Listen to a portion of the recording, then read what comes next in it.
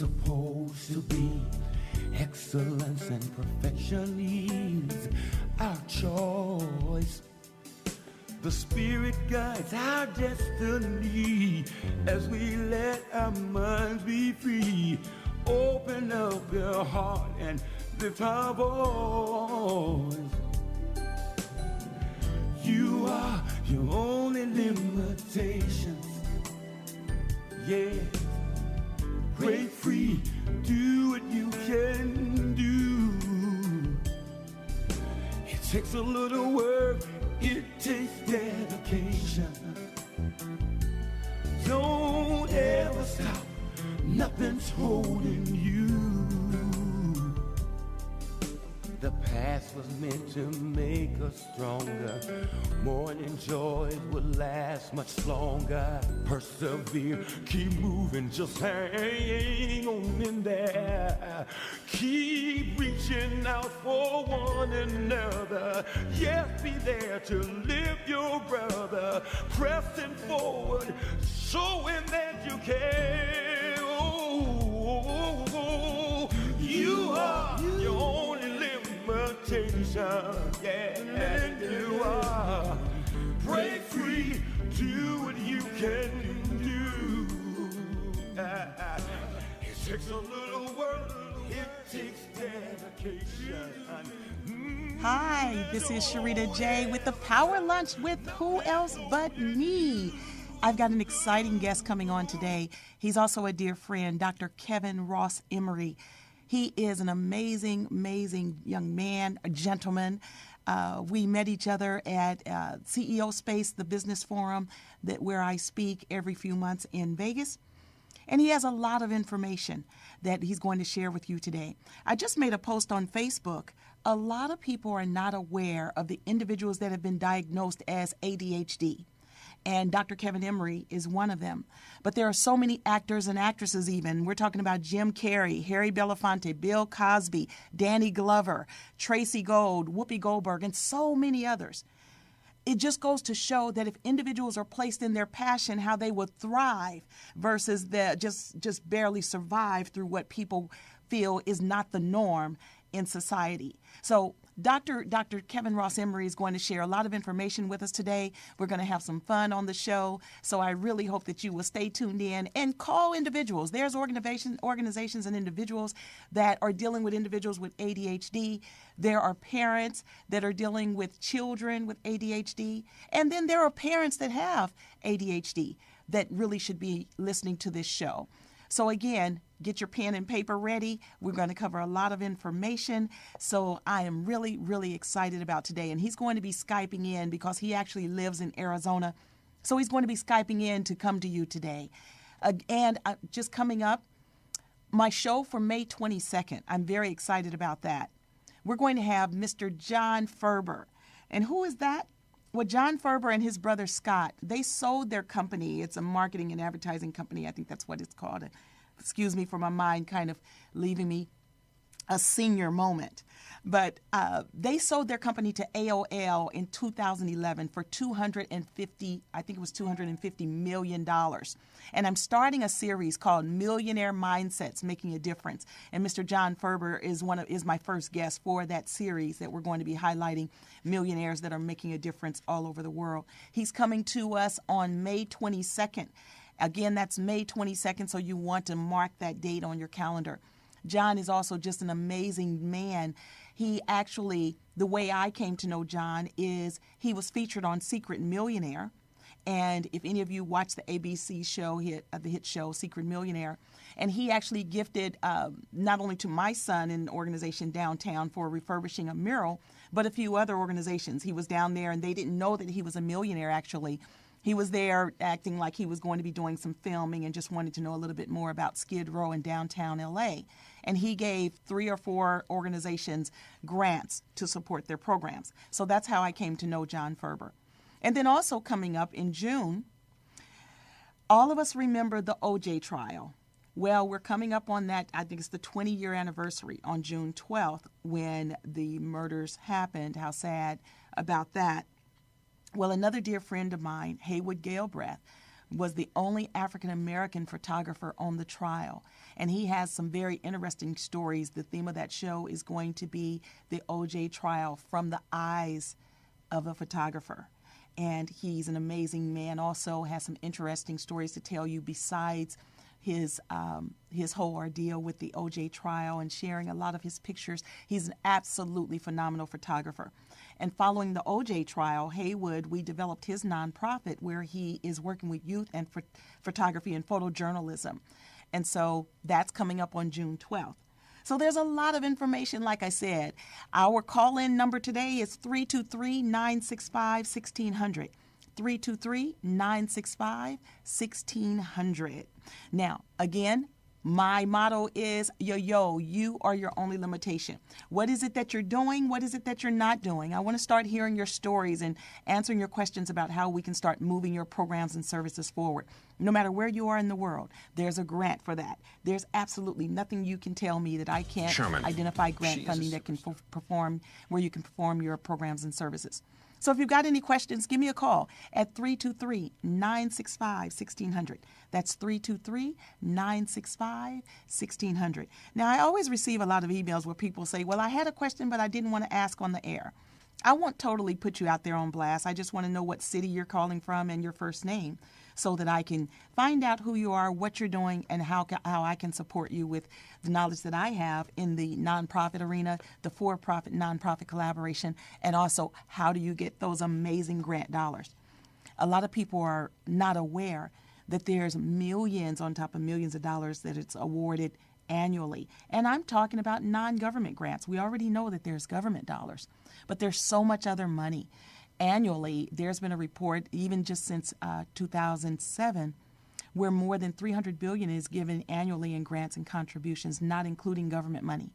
And then also after 2008, Bill Gates, Warren Buffett, Zuckerberg, and 100-plus other billionaires have now started what's called the Giving Pledge. And you can look at that yourself by going to www.thegivingpledge.org.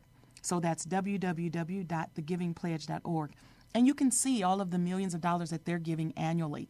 Since they started the Giving Pledge, now it is up to over $900 billion annually given in grants and contributions from those billionaires that truly want to make a difference. So again, you can go to thegivingpledge.org and see their areas of interest. If you would like to receive free grant information, you can go to our website at www.kifoundation.org. That's www.kifoundation.org, and select the tab that says Free Grant Info. And when you select that tab, then you can go and enter your information, and you can see all of the, you can start receiving all the info that we give out on a weekly basis.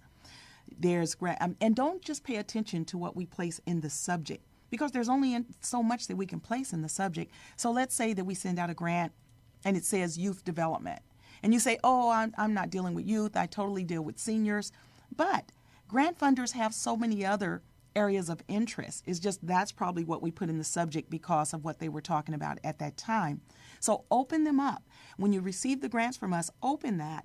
Look at their guidelines. Get familiar with the language, because so often I can't tell you how many people wait until they see a grant that they feel is perfect for them. And then they say, once they open it, they say, okay, now what do I do? It's because they haven't been practicing looking at the language, understanding the guidelines of the grant funder, seeing the structure of how they want to see the grant proposals. So when you sign up for our free grant info, make sure that you look at what we send you. Get to know what are the limitations that particular grant funder has. What's the geographic focus where they want to fund their program areas of interest, okay?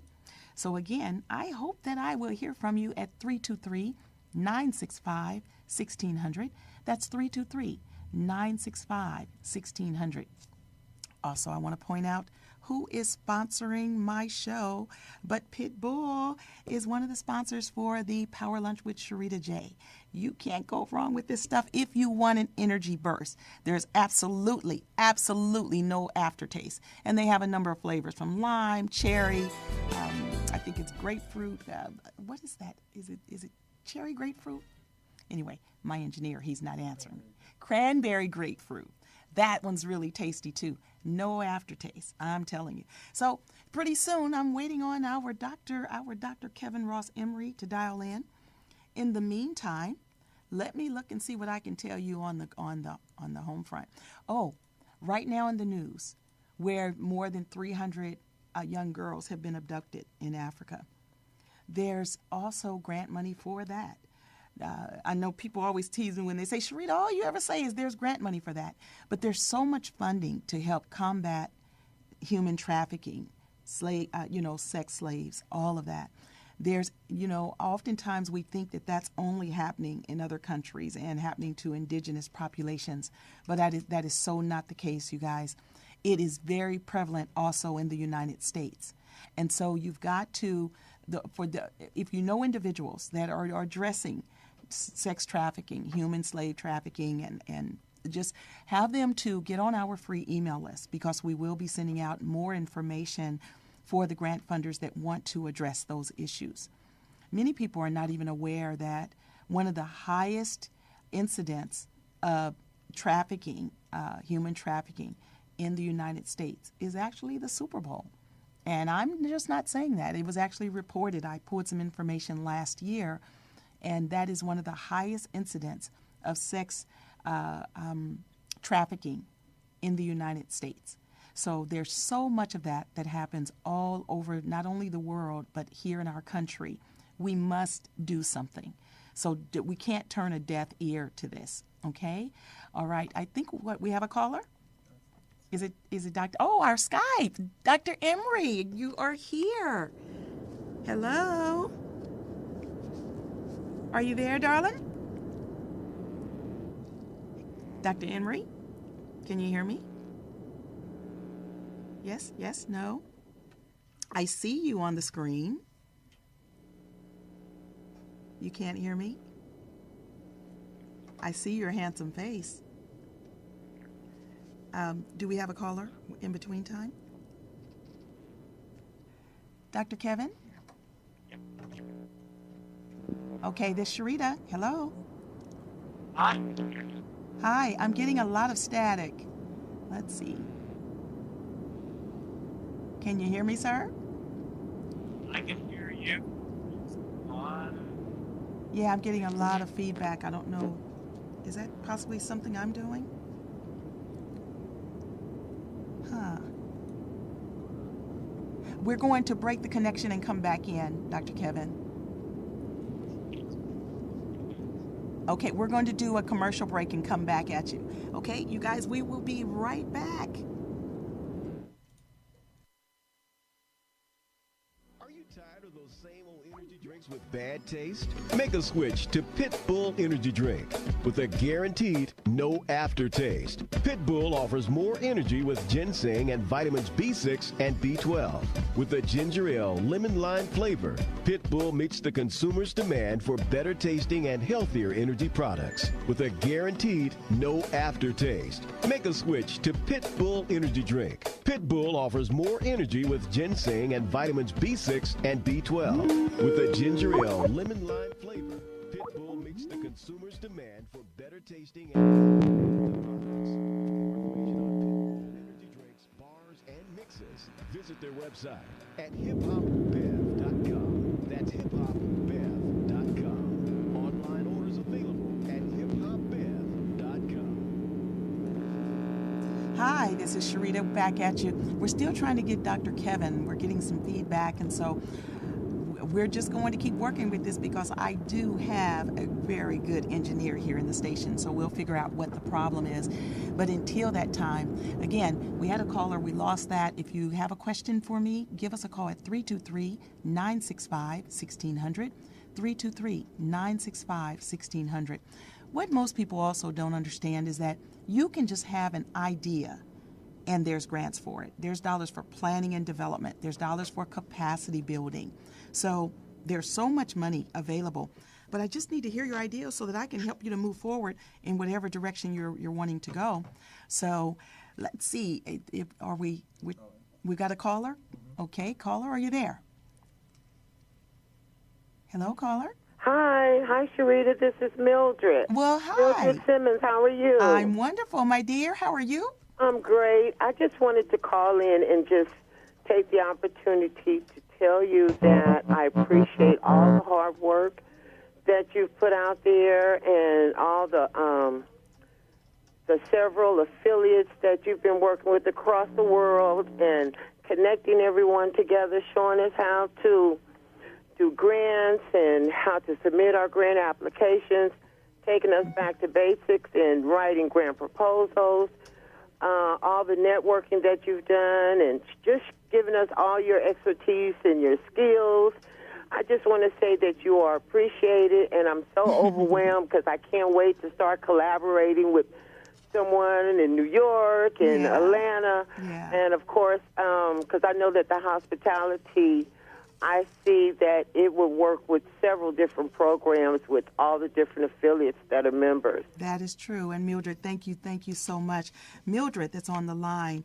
I met Mildred through another community program. We both were with the African American Unity Center, and I witnessed Mildred, just doing some amazing transformations with the individuals that were part of her program, from ex-offenders, single moms. Mildred, you have such a way with not only making each individual feel special, but making them feel like they can do whatever it is that they want to do. And I watched you graduate, hundreds of individuals through your program. And the managers from some of the top hotels out by LAX were at your graduations and hired these young people and adults on the spot. So I want to applaud you, and that's why I wanted to reach out to you, because when I see someone like yourself that is passionate about making a difference with others, and so often, Mildred, I've seen you put others before yourself, I definitely wanted you to be on the team with me for us to continue this this fight to make a difference in others' lives while we also look out for ourselves. So, Mildred, thank you. Thank you for that, Rita. But I know that the Collaborative 360 is, I know it's called the big project, but I see it as huge. Yeah. So, again, thank you for reaching out to me, and I can't wait to get started. Yeah. And congratulations also on the radio show. And I thank RMC for giving you the platform for the collaboratives to even reach out. Yes, thank you, and I thank them too. And Mildred, we'll have to have you on the air, because that's the goal also, is for all of our collaborative members to either Skype in, be here in the studio, and even though you were here for my very first show. So I thank you, my dear. You're welcome. Okay. Talk to you later. Talk to you later. Thanks. Bye. Okay, Dr. Kevin, I think we've got you, right? You have me if you want me. And loud and clear with your handsome face and brand new, just too chic haircut. You know you're just looking too fine. How are you, dear? Good. How are you? I'm actually calling you from Orlando, Florida. Oh, yeah, I did see you. Or actually Trinity, Florida. Yeah. Well, good. I'm glad you took the time to still be with me. Yeah, well, I flew down here. My parents live down here, but I flew down here 2 days ago because I was on a national talk show out of Orlando yesterday. And so we went into the studio and got to, speak to people all over the country about this, this damage we're doing to generations of children that are, around the over-medication. Right. I'm posting on Facebook right now and about you, and also all of the celebrities and musicians that people are not aware. I know that you and I, even with your nonprofit, you've been dealing with the ADD and ADHD. Am I saying it right? I talk about Go ahead. I talk about ADD and then ADHD because originally it was only just called ADD. Okay. And then at one point they had an ADD label, and then they had an ADHD label. And then at one point they took ADD and they shoved it under ADHD. And there's a whole political reason for that. But so that now if a child or an adult is labeled, and they are what we used to call ADD, it says you are ADHD non-hyperactive. Which is interesting because the letters mean attention deficit hyperactivity disorder. Ah, But they had to eliminate the ADD thing because they were getting too much backlash about, well, these kids are just dreamers. Do we really have to medicate them? And so what they did is they literally changed the diagnostic model so that prescriptions could continue to get written. wow. So again, it's about the money.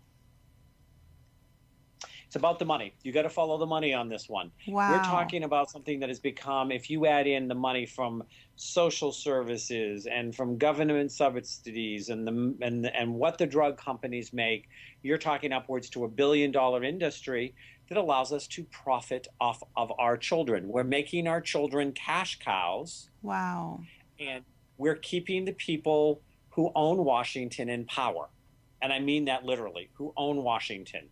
The biggest lobbyist groups, pharma, even the national education, group that hold on to such old-fashioned things as tenure, so teachers don't have to be accountable to step up.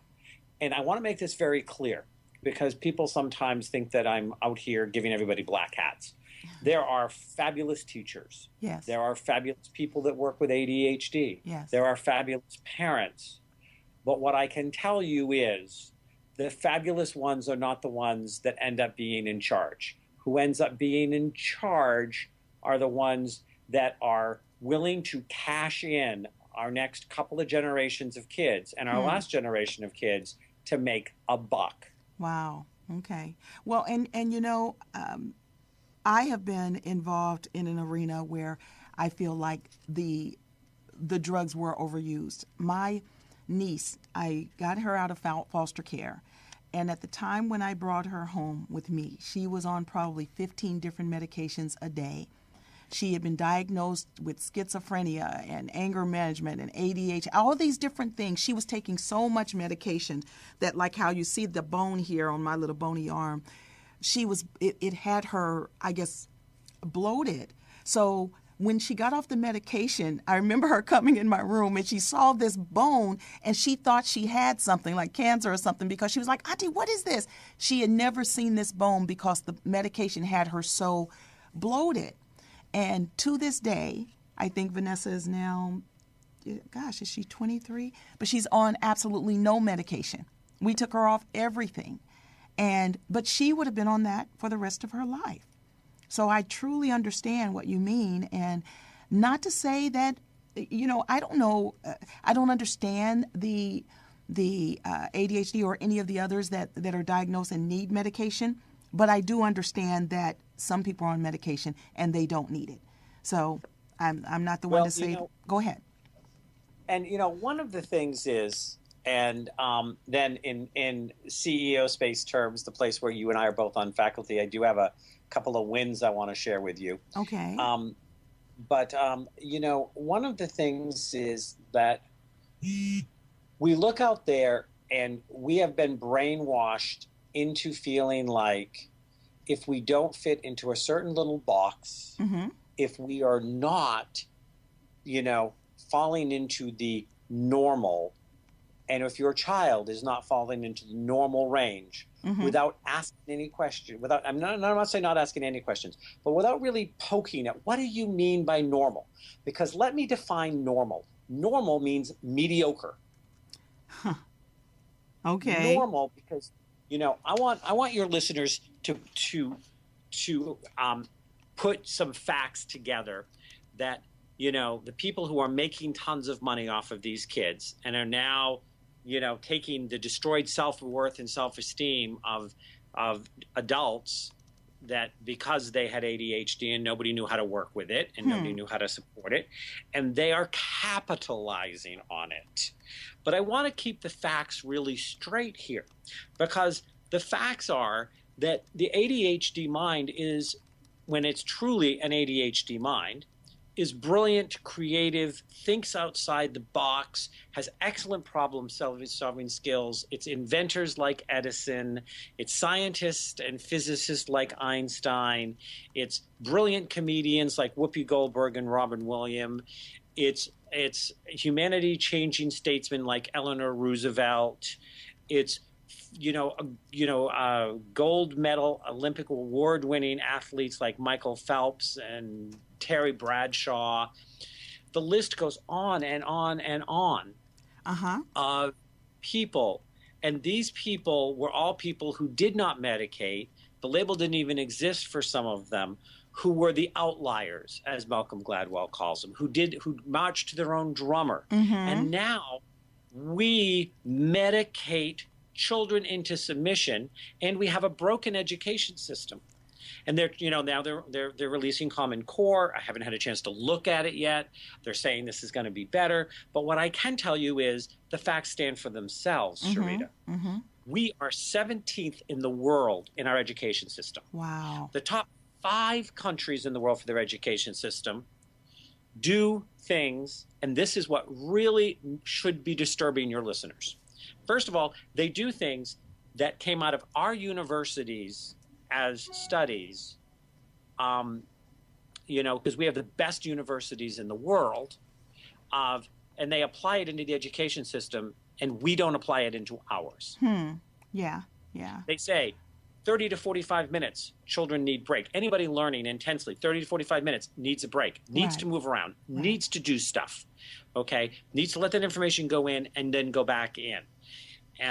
That if you learn a variety of different subjects, you will do better in every subject because your brain will have an overall better ability to learn if it's learning multiple different things and being challenged in multiple of different ways. There are studies that prove that if there is not physical education or there's not recesses, or those have been cut drastically back, if not out, that there is more likely to be bullying, there's more likely to be violence, and there's more likely to be issues in the classroom with behavior. We know all of these things. The top 5 countries in the world barely diagnose ADHD, and if they do, they rarely ever medicate it. They just see it as a different way of learning, and we get sold a bill of goods in this country. In the whole world right now, there are about 17 million children on antipsychotics, on aggressive stimulants, on antidepressants. There are 17 million in the whole world, and 10 million are right here in this country. This is ludicrous. Well, but one of the things that they're also doing, that we're cutting arts programs and things like that in our country. There's other countries that is a priority. And if you look at the list of the individuals that are in the arts and in entertainment and all of that, these are those individuals with those creative juices. And so I hear you. But we in the United States are not paying enough attention that those pieces of our creative juices are important for us to also make sure that we continue to implement in our schools.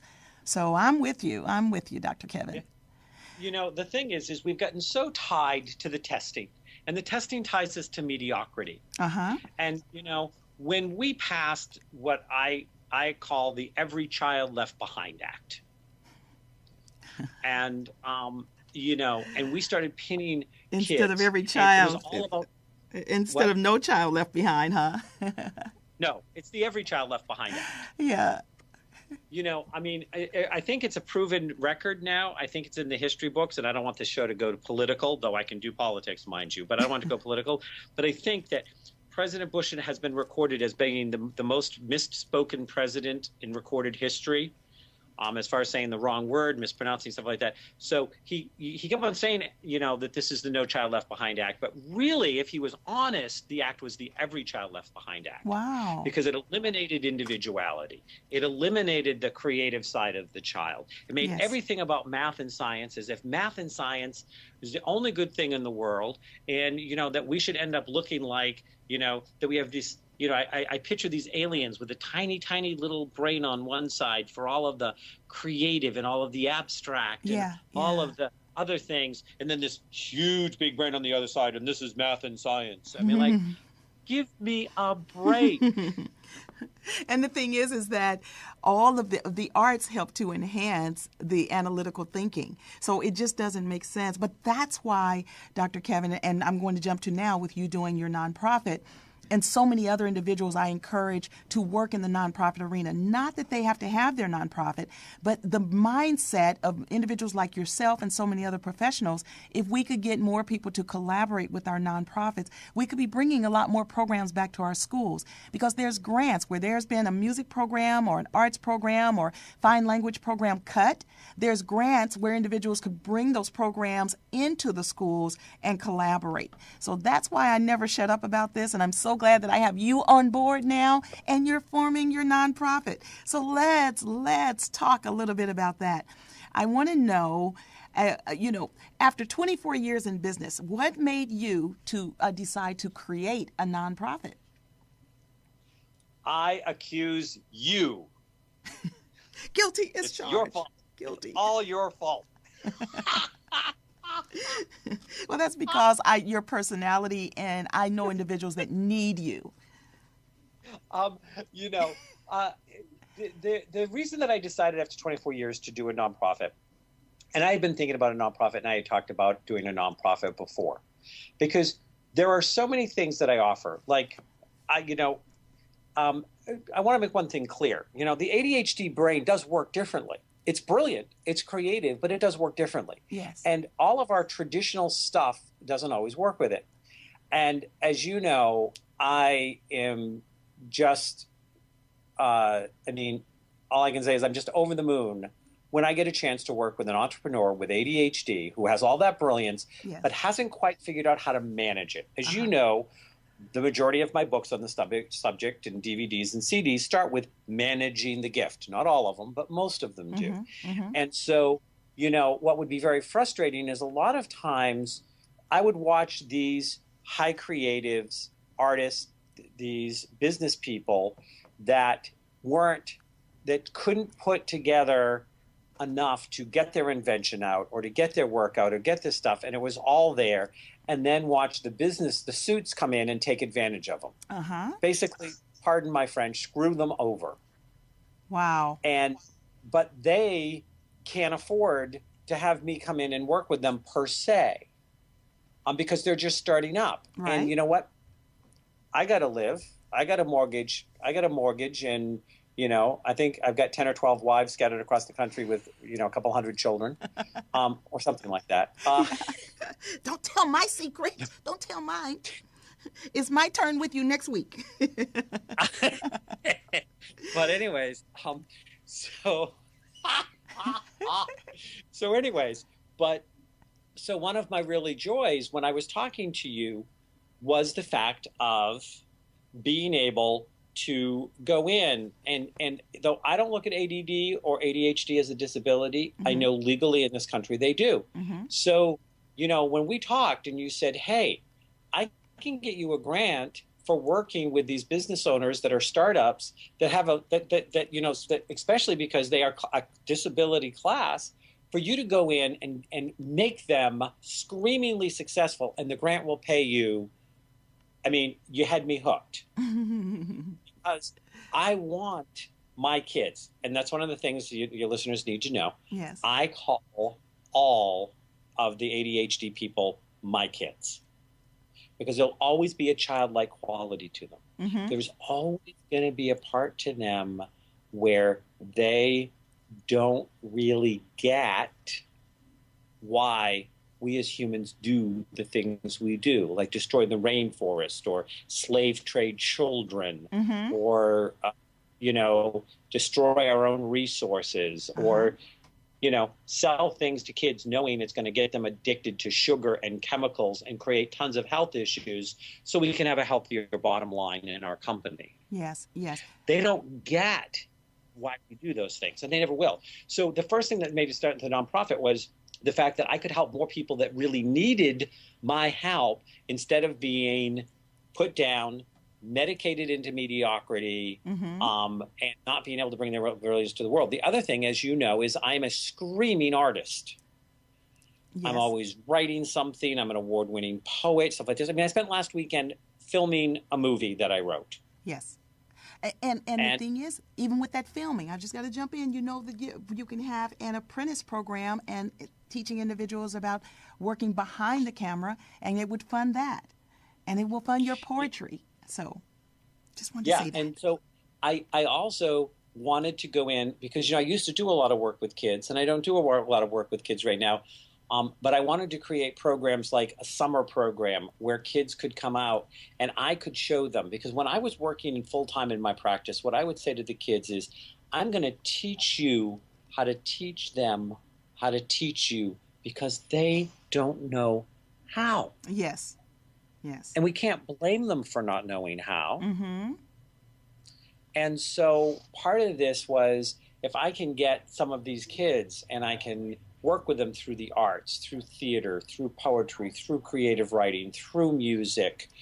And that thing is that's part of one of the ADHD things. And I would work with any of the highly creative because I don't think that the highly creatives get anything but the short end of the stick in public education. I like that it's called, that you're calling it the highly creative, because that's truly what it is. I mean, I'm even looking here at this list, and it just amazes me that also, I mean, we're talking about Winston Churchill, Dwight Eisenhower, John F. Kennedy, Robert F. Kennedy, Abraham Lincoln, Nelson Rockefeller, Agatha Christie, Ernest Hemingway.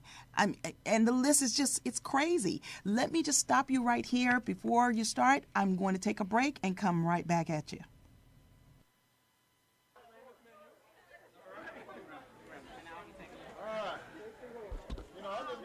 I'm going to have a chicken and waffle. Yes.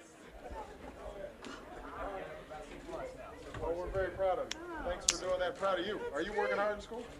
Okay, man. I'm counting on you.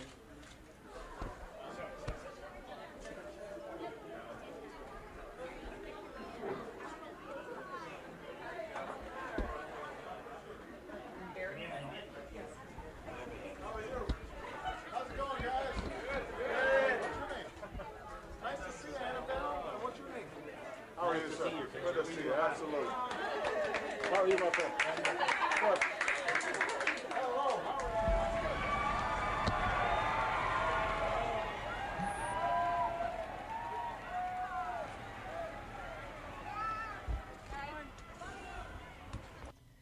Okay, if you were just watching, that was our president at my sponsor's facility. RMC is actually owned by Roscoe's Chicken and Waffles. So you just saw our president at Roscoe's Chicken and Waffles because, he loves some chicken, just like myself. If you have not been to Roscoe's, if you're not in the LA area, when you visit, you've got to come to Roscoe's Chicken and Waffles. And there's a number of locations. I'm here on Pico, and it's right across the street, but there's also one in Hollywood. We're getting a new one I think at Disney. There's one out on Main and Manchester. So they're just all over the city. There's even in Pasadena. So you've got to stop by our sponsor's place, Roscoe's Chicken and Waffles, and have some good eating. Dr. Kevin, have you experienced Roscoe's Chicken and Waffles?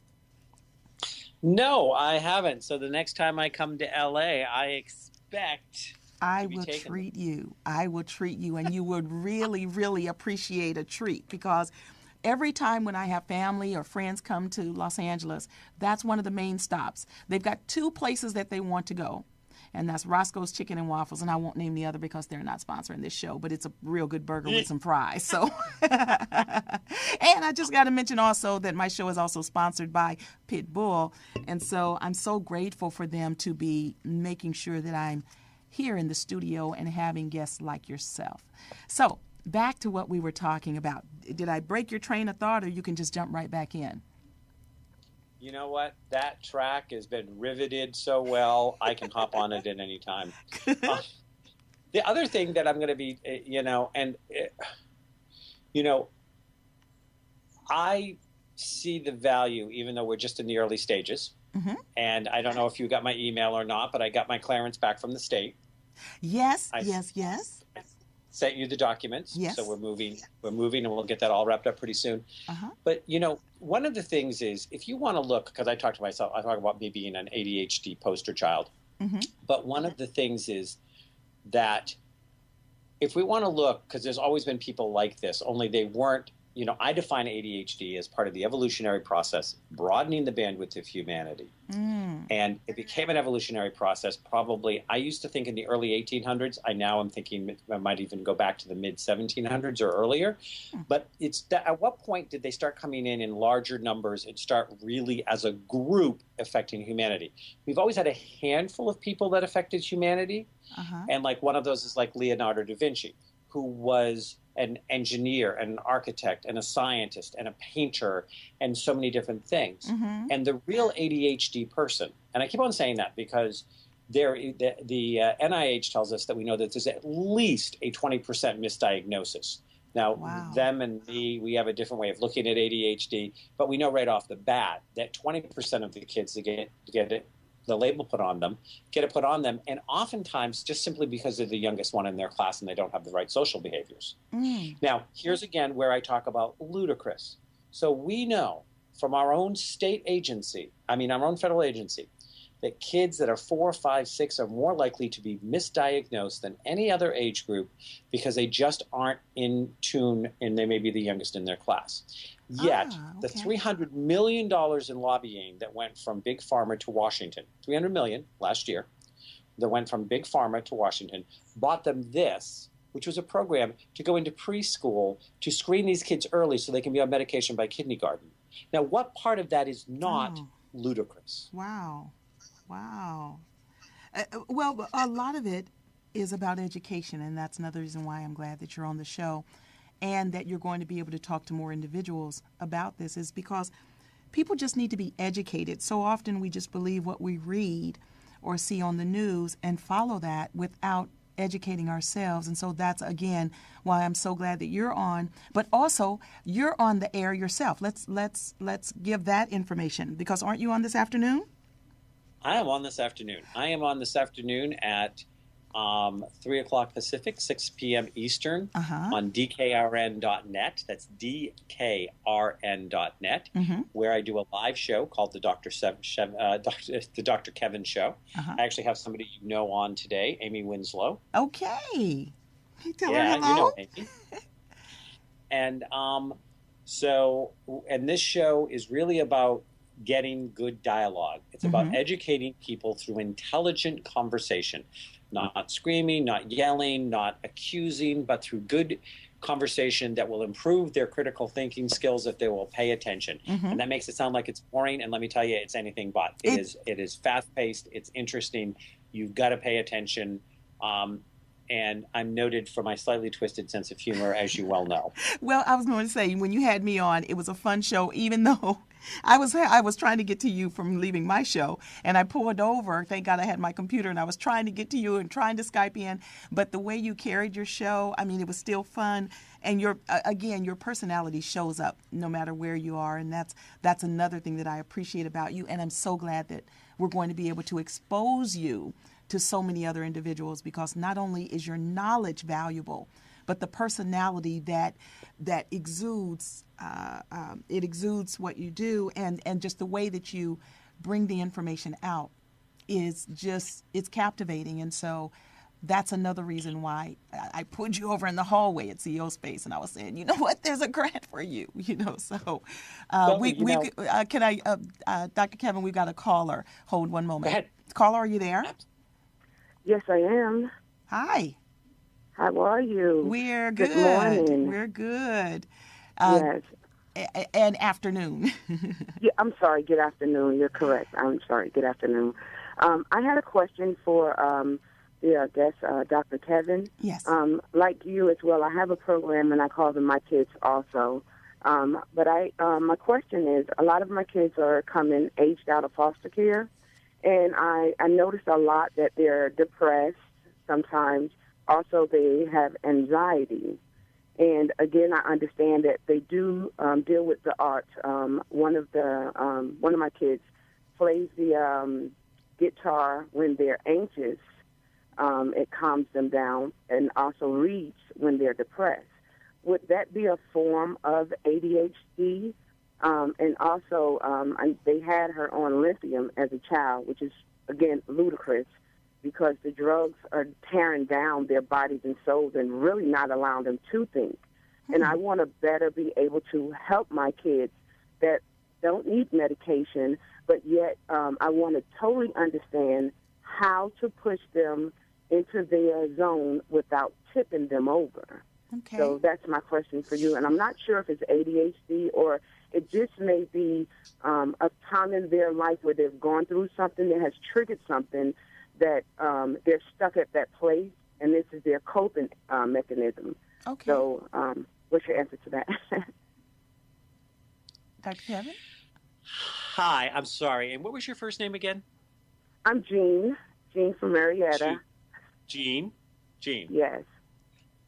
Hey, Jean. First of all, thanks for calling in. Second of all, Jean, you know, I'm not a medical doctor. And so I always have to be very careful that I don't say anything that can either diagnose or be considered a diagnosis, or that I am prescribing things. Because I will tell you right now, 10 seconds after I said anything on the air, there is nothing more than the AMA would like and the APA would like than to put me in handcuffs and throw me in jail for diagnosing without a license. So I have to be very careful here. What I want to say is, could they have ADHD? Absolutely. And in fact, in my book, Managing the Gift, Alternative Approaches for Attention Deficit Disorder, I do a whole chapter on the love affair between ADHD and depression. And why that happens. You know, and the other thing is think about, this is the definition I used to like to give depression when I was in practice, or even when I teach my students and stuff like that, because I teach people to do what I do to the, you know, with their own fingerprint on it, their own unique fingerprint. And that, you know, really depression is about suppression. It's about a suppression of emotions. And, you know, we talk about it as being anger turned inward, but really depression is about a suppression of any kind of emotions. If emotions get suppressed long enough, they depress us. There are studies that show that it actually changes the brain chemistry. If it happens too often, that brain chemistry actually gets reset to be in a more depressive mode. And there are ways to set that back so that it's actually encouraging the body to go to its default, which is not a depressed default, because we're not born depressed unless we're exposed to chemicals in the womb or there's some other outside influence. We are not born depressed. We are born curious. We're born excited. We're born wanting to take the world on, though we may do it in very different ways. So part of it is that if you have an artist that's not allowed to be an artist, that is a suppression of emotions, because an art is emotions. You know, I always say that the intellect does the pen and ink drawing, the outline in the coloring book. And then the emotions give it color. It gives the color to the picture. And that emotion has to be allowed to go outside the lines. It has to be able to completely encompass and work within the structure and work transcending the structure. And so if you have some artistic kids where art was, where music or art of any kind, writing, stage, dance, no matter what, have not been able to express themselves, or that's the only way they can express themselves, but have not been supported in doing it, then that can set that up. And the other thing is, depending on how they were brought up, where they were brought up, what they were exposed to, artists are not initially respected as being successful. Oh, well, yeah. Whoopi Goldberg, is a millionaire because of doing comedy, but you're not that funny. Oh, yeah, the Beatles made a few $1 billion, but, you're not that good. What makes you think you can be, the next, star ballerina or the next Picasso? Yeah. Well, and I want to say to these parents or these social workers or these counselors. I mean, I always remember the story of Paul Orloff, who founded Kinko's. And when Paul went to his school counselor and said, in high school, and said, I'm trying to decide what I should try to study in college. And the counselor said to him that he would be lucky if he could hold a job pushing a broom, and that he shouldn't waste anyone's time by going to college. Oh, my gosh. And that counselor kept their job. And he, well, thank you, tenure. And he went on because he didn't think he could do anything else, and he founded Kinko's and then sold it for how many millions of dollars several years later to FedEx. Yeah.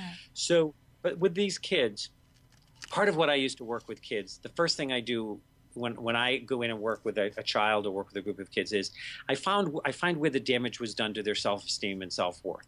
And then I rewrite the reality of why they feel like they had to believe somebody else's crap on who they were, who they weren't, who they could be, who they couldn't be. And, you know, and if they are ADHD, I'm engaging that high intellect of theirs to give them give them an intellectual understanding for it, but not a justification. Okay. You know, so are they? I don't know. Even if I met them, I technically couldn't diagnose them, but I can tell you whether they fit into the criteria of what I call it from my perspective. But, you know, one of the things, and I started to say this to Sherita, and you called in, so I think it's perfect, is one of the things about the whole nonprofit thing is these ADHD children and adults are like Leonardo da Vinci's oftentimes. They are multi-talented. You find that these people, they start as an actor and then they become a director and then they become a scriptwriter, and then before you know it, you heard that they're writing songs or they became a musician.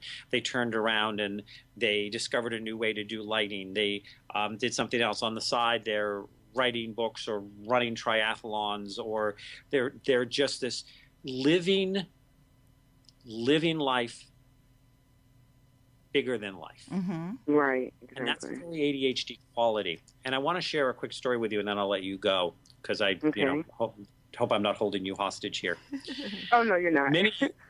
Many years ago, when I was in my early 30s and I was making a changeover, and some of my friends were changing at the, you know, and friendships that had endured from my late teens through my 20s were kind of being tested. I realized that one of the things is that my friends, when they would introduce me to people they were dating or other friends, would always say, well, that's Kevin. We love Kevin, but he's a little larger than life. Kevin should be on a stage. But they would say, Kevin's a little larger than life. And then one day in my early 30s, when I got really clear and thought about what they were saying, because it always felt like it was a little bit of a put down. And I finally turned around and we were all hanging out, and I said, you know, I finally figured something out. It's not that I'm a little larger than life. It's that your life is small, so mine looks big. And that's not my problem. Right. Wow. If any of your kids are, and some of them probably are, ADHD, remember, they were not put on this planet to fit in. They were put on this planet to stand out. They were not put on this planet to follow. They were put on this planet to lead. Yeah. They were not put on this planet to maintain the status quo. They were put on this planet to make the world a better place. Exactly. Yeah.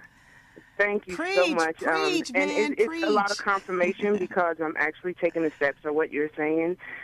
It's just good to hear confirmation from someone working on that side. And myself, when I was 5, I was diagnosed with ADHD. I never tell anybody that story because I never believed in it. And the little applesauce with the Ritalin that I would never eat got me a lot of butt whoopings, but I just refused to eat it. So I was glad of that. And I feel like that, I've overcome how to deal with ADHD, that I don't have to tell people. Most people that meet me, they say, you're so funny or you're so this. It's the creative side in me that I've tapped into that helps me stay balanced. So I never put that out there, and now I have. So I'm healed. But thank you so much. Do you have a nonprofit? I have Journey to Empowerment Transitional Living Program. I met you at CEO Space. You're going to be able to work with Jean. Jean is also part of C360. And Dr. Kevin, I'm sitting here now making notes because when the two of you we will match up to go after grants together for some of your projects. So yeah, you should absolutely, and I'm sure that Sherita's already 3 steps ahead of us, but because that's Sherita. But the nice thing about Sherita being 3 steps ahead of us is I get to look at her from the backside, and that's always an attractive view. Is that we? Oh my God, he's crazy. That I should Yeah, you should absolutely be able to bring me in because if they have that in your diagnostic file that you were diagnosed with that, you should be eligible for special assistance or support to have this program because of that. I always say I hate the label.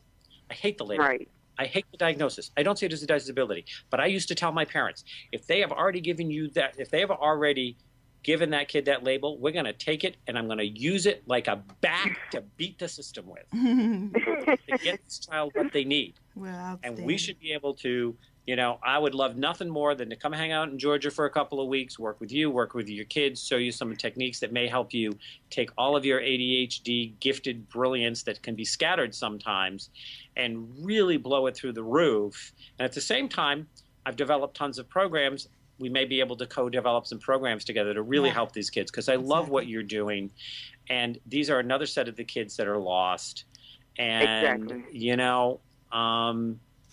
our children are our future. Yes. And we have no future with the way we're treating them today. Well, I have a question. And, Jean, thank you so much You're so for welcome. calling in. And you guys All are right. going to have a lot of work that you can do together. Yes. Have a good one, Jean. I'm proud of you. All lady. right. Thanks. Okay. Bye-bye. Dr. Kevin, I was wondering, and we've got about 5 more minutes. I was watching Pharrell, who now has the popular song Happy, and he said something about synesthesia, where artists can see color or something. What am I saying it right? Synesthesia. Synesthesia. Yeah. Is that often found with individuals that are ADHD or have ADD?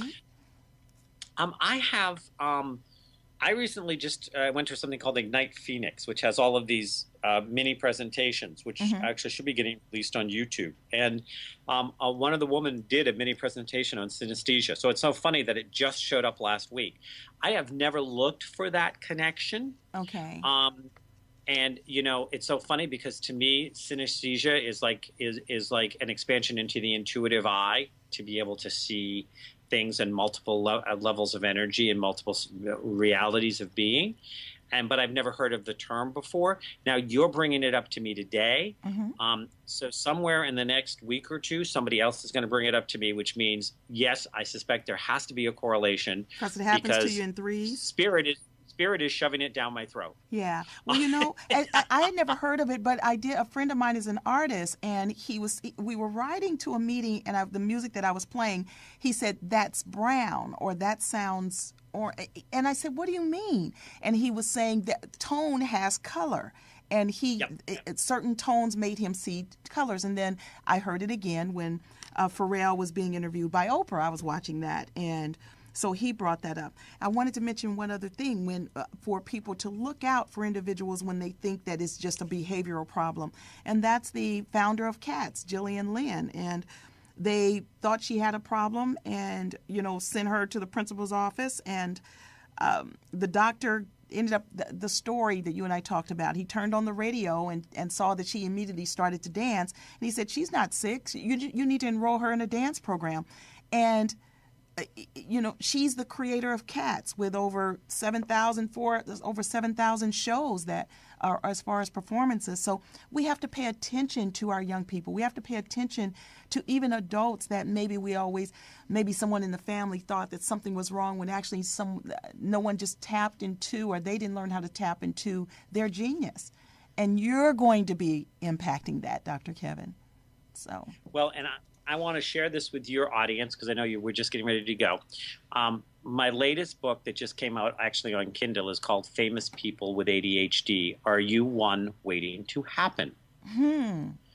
And it just came out about 3 weeks ago. And just before I went on air, I got an email saying that it's now number 9 in Kindle in social sciences and number 11 in personal transformation. Outstanding. I'm not surprised, of course. This is for your listeners.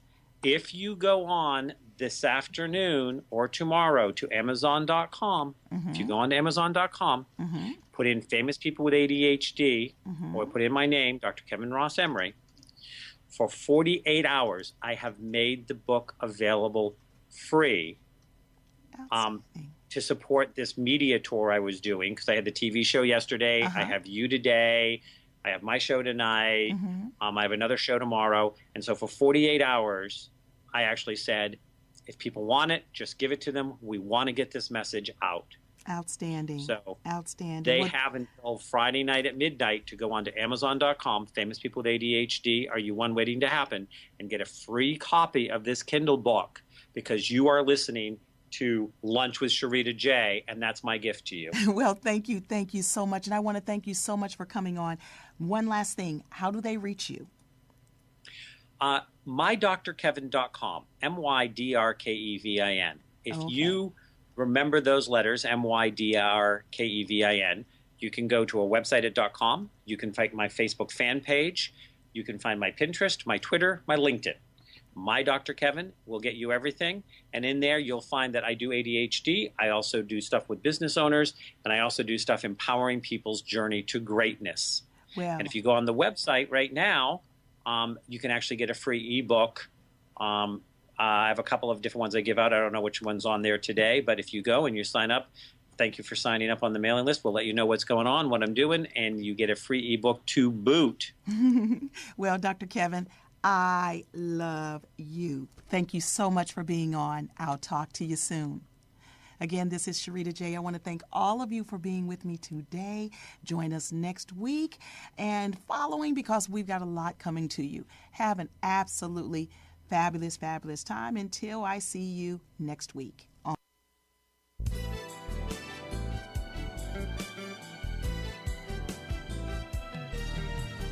We are one community. That's the way it's supposed to be. Excellence and perfection is our choice. The Spirit guides our destiny as we let our minds be free. Open up your heart and lift our voice. You are your only limitations. Yeah. Break free, do what you can do.